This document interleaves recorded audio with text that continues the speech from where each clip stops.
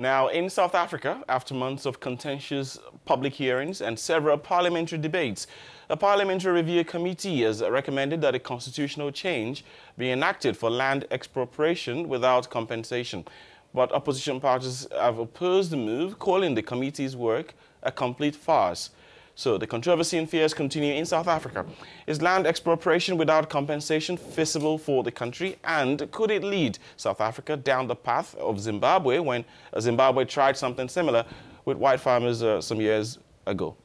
To try to get a deeper understanding on this subject, we'll be joined by Professor Ben Cousin of the Institute for Poverty, Land and Agrarian Studies in Cape Town to give us more insight into this.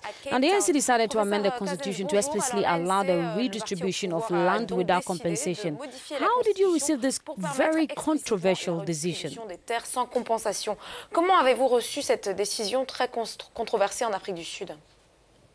The Constitution, Section 25 on the property clause, allows for expropriation in the interests of land reform. It already allows for expropriation, as do the constitutions of most countries, in fact.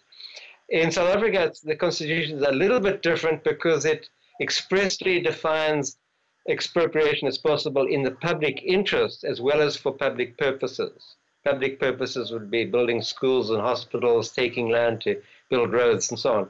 But land reform is defined as in the public interest, and expropriation for the public interest is allowed. The Constitution also says that compensation levels must be just and equitable. And that means that a range of factors must be taken into account other than the market value of the land.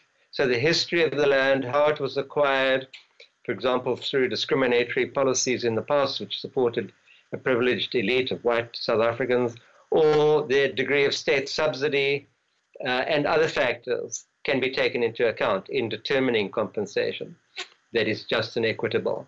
Unfortunately, that part of the constitutional framework has never been really tested in law. Expropriation has not been used in the last 24 years for purposes of land reform. So we don't really have a body of legal judgments or opinions about what that means in practice. Professor Cousins, President Cyril Ramaphosa has been accused of publicly backing the policy. What do you think about this? Look, I think there's confusion over this issue. The President is in favor of a substantive land reform, which actually helps to reduce poverty and inequality and which supports the agricultural economy. He was forced into saying that the ANC has agreed on expropriation without compensation by the opposing faction in the ANC. That is the faction which was formerly centered on former President Jacob Zuma.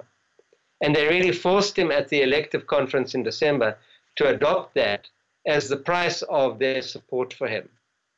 In a sense, the question of land is going to be used as a potential weapon against President Ramaphosa if he is unable to deliver on this promise that we will use expropriation without compensation to some degree. Then it gives the other side a way of saying, well, you haven't delivered on your mandate, we no longer support you.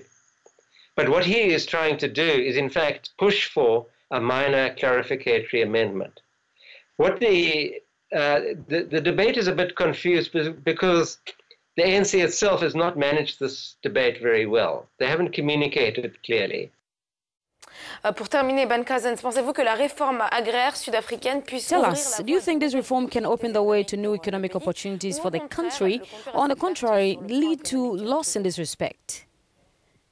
Well, I think it can certainly make a contribution to reducing poverty and unemployment in the agricultural sector, but it's never going to be the major thrust of economic development in South Africa.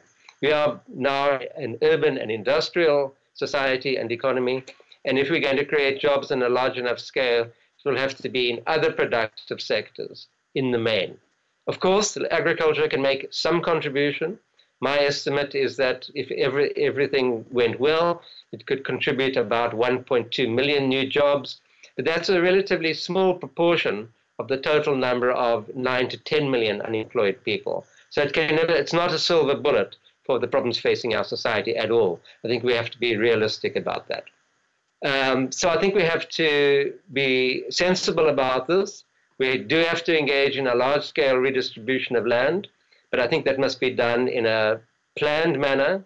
I think it should be directed at the relatively poor in the farming community, but I think it should be done through the rule of law with great certainty about property rights. I also think it should be done through negotiated purchases at less than market value. Thank you very much for your time this morning and for the highlights you have given us. So that was Professor Ben Cousins at the Institute of Poverty, Land and Agrarian Studies in Cape Town.